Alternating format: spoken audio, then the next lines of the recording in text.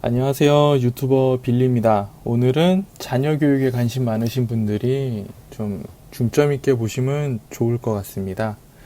맹모 시리즈 1탄이고요. 서울시 노원구 중계동에 위치한 은행 사거리를 소개합니다. 지금 보고 계시는 데가 은행 사거리예요. 그 다음에 상대적입니다. 저렴해 보이는 중계주공 5단지 임장 영상을 공유하겠습니다. 미리 말씀드리면 다음 주에는 은행 사거리 을지압군으로 유명한 청구 건영 아파트를 소개할 예정이니까 맹모 시리즈 계속 관심을 좀 가져주시기 바랍니다. 은행 사거리는 이게 은행이 있어가지고 은행 사거리가 아니고요. 이 조선시대 때부터 이 지역이 은행나무로 좀 유명했다 그래요. 그래서 은행 사거리라고 합니다. 먼저 이제 유래를 좀 말씀을 드렸고요.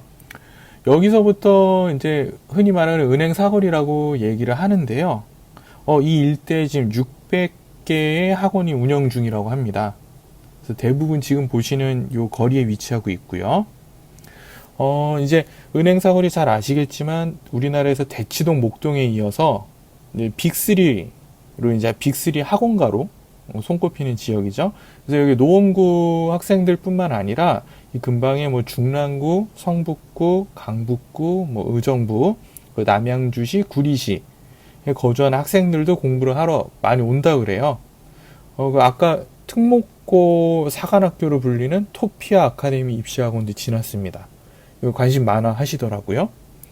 그래서 이게 지금 문재인 정부 기조가 고교 서열화를 좀 완화하겠다는 그런 정책 기조를 갖고 있기 때문에 특목고 우선 선발권이 내년부터 폐지가 된다 그래요.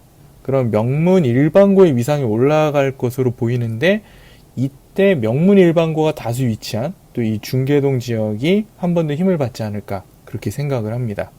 그래서 뭐 서라벌이라든지 대진, 상명, 해성 다 한 번씩 들어보셨을 거예요. 그런 학교들이 지금 보고 계시는 이 은행 사거리 주변에 다 포진을 하고 있습니다. 보시면 1층에는 학생들이 좀 필요로 하는 그런 간단한 식사를 할 수 있는 식당이라든지 또 이런 뭐 서비스 센터 같은 게 이제 위치를 하고 있고요. 2층부터가 다 학원이에요. 아니면 뭐 오피스텔 같은 게 좀 위치를 하고 있고요. 네, 그 지금 보시는 데가 이제 은행 사거리입니다. 여기 보시면 은행들이 있어요. 우리은행 있죠. 그리고 저 앞에는 국민은행 있고요. 이쪽에는 신한은행이 있습니다. 그래서 여기를 이제 은행 사거리 이제 중심 지역으로 보시면 됩니다. 은행 사거리 일대를 좀 자세히 보셔야 되는데 여기가 상계역에서 출발을 해서 왕십리역을 종착점으로 하는 동북선이 개통이 되고 은행 사거리 여기 바로 이 은행 사거리 일대에 들어옵니다. 지금 확대해서 보여준 부분들이 이 모퉁이마다 출입구가 다 개설이 된다 그래요. 그렇게 되면 이 중계동 은행 사거리의 거의 유일한 단점으로 뽑혔던 게 전철이 안 들어온다는 건데 그 부분이 해소가 되기 때문에 이거는 아주 큰 그런 변화 또는 이제 그런 상승 호재로 좀 보셔도 될 것 같습니다. 이처럼 은행 사거리 일대를 간단하게 보셨는데요. 뭐 면학 분위기가 좋은 이 일반고에다가 은행 사거리 일대에 학원 시스템이 이제 접목이 되기 때문에 아무래도 우리 어머님들의 관심이 높을 것으로 판단이 됩니다. 지금 중계주공 5단지로 이동을 했습니다. 이게 이제 촬영 편의상 제가 이동을 한 거고요. 실제로는 은행 사거리 바로 옆에 붙어 있는 단지가 되겠습니다. 그래서 1992년에 준공을 했고요. 2328세대 아주 대단지고요. 18개 동으로 이루어져 있습니다. 아쉬운 점이 지하 주차장이 없어요. 그 세대당 주차 대수는 한 대로 나와 있기는 한데 그렇다 보니까 평일 낮 시간대임에도 불구하고 이렇게 도로상에 주차되어 있는 차들을 많이 보실 수 있습니다. 지금 제가 이제 특이한 부분들을 좀 찍어봤는데요. 1층과 2층에 학원 현수막이나 간판이 많이 붙어 있거든요. 저게 아무래도 이제 교육특구라는 이 특성을 좀 이렇게 살린 게 아닌가 싶은데, 주거 목적뿐만 아니라 저렇게 이제 소규모 학원이나 공부방 용도로도 이게 심심찮게 지금 뭐 사용을 하고 계신 것 같습니다.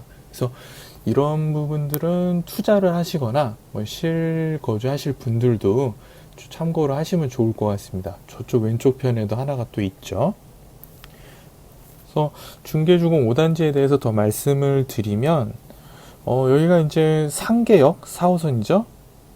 상계역이 제일 가깝고요. 877m인데 도보로 한 13분 정도 걸려요. 근데 대부분은 뭐 마을버스를 타고 이제 거의 이동을 하시고요. 그 다음에 필요에 의해서는 또 7호선 중계역을 또 마을버스 이용해서 뭐 접근을 하고 계십니다. 그래서 이 5단지의 이제 핵심 포인트는 이 은행사거리 일대가 30평 이상 대형 위주로 좀 형성이 돼 있어요. 다른 아파트들 보시면. 근데 우리 5단지 같은 경우는 소형 평수부터 31평까지 좀 다양하게 갖춰진 점이 좀 매력적이라고 볼 수 있겠습니다. 그래서 15평, 17평, 18평, 그리고 24, 28, 31, 그래서 총 6개 평형으로 구성이 되어 있는데요. 24평부터가 이제 방 2개, 그리고 28평 방 3개, 31평 방 3개고, 나머지는 방이 1개입니다. 그래서 가족 구성원에 따라서 좀 이렇게 고려를 해서 구매를 하시는 전략이 좀 필요하겠다. 그래서 이 지역도, 이 아파트도 2015년 이후에 지금 꾸준하게 상승 중이라는 점, 그리고 앞으로 동북선과 같은 그런 호재도 있기 때문에 시세 분출이 더 될 수 있다는 점도 좀 감안을 하시고 접근을 하시면 좋을 것 같습니다. 그래서 여기에 이제 아무래도 좀 관심이 있으신 분들은 아무튼 학교 때문에 좀 관심이 있으신 거잖아요. 뭐 투자하시는 분들도 마찬가지고, 세입자를 받으려면 세입자들도 또 학교에 관심이 많은 분들이고, 그러면 이제 자녀들 학교로 우선 배정하는 것 때문에 이 10월 말까지는 좀 전입을 해야 된다 그래요. 그래서 보통 보니까 통상 계약을 10월 말 전에는 하셔가지고 전입을 해놓고 학교 배정을 받은 다음에 우리 아이가 이제 겨울방학 일대를 이용을 해서 잔금도 이제 지급하시고 이사를 하시더라고요. 그래서 이런 시기적인 부분도 좀 고려를 해서 접근을 하시면 좋을 것 같습니다. 그래서 아까 이제 용적률 잠깐 말씀드렸는데 182%잖아요. 이게 이제 재건축이나 리모델링을 할 때도 일정 부분 좀 이렇게 사업성이 있다고 저는 보아지고요. 특히 이제 동북선이 개통하면 그 사업 전망이 더 밝다, 그렇게 판단이 됩니다. 그래서 이제 교육적인 이런 부분, 은행사거리와 중계동에 이런 이미지 그 자체가 한번 형성이 되면 좀 오랜 시간 지속이 되는 특징이 있습니다. 중계동도 역시 이제 서울에 빅3 학원가로 학원 프리미엄이 있기 때문에 뭐 좀처럼 사라지지 않을 것으로 좀 판단이 되고요. 특히 이제 서울 시내에서 이 정도 가격에 이 정도로 엄마들 마음을 충족시켜주는 지역은 전무하다. 그렇기 때문에 충분히 매력이 있다. 저는 그렇게 판단을 합니다. 네, 이제 거의 아파트를 보셨고요. 이쪽으로 가면 다시 이제 은행사거리, 그리고 이제 청구 3차 아파트가 나오거든요. 네. 뭐 일반적인 주공 아파트랑 분위기가 비슷해요. 특히 입주한 지 제법 됐기 때문에 뭐 이렇게 수풀도 우거지고 상당히 쾌적합니다. 네, 오늘 이제 맥모 시리즈 1탄 이렇게 긴 시간 시청해 주셔서 감사합니다. 뭐 문의사항 있으면 연락 주십시오. 감사합니다.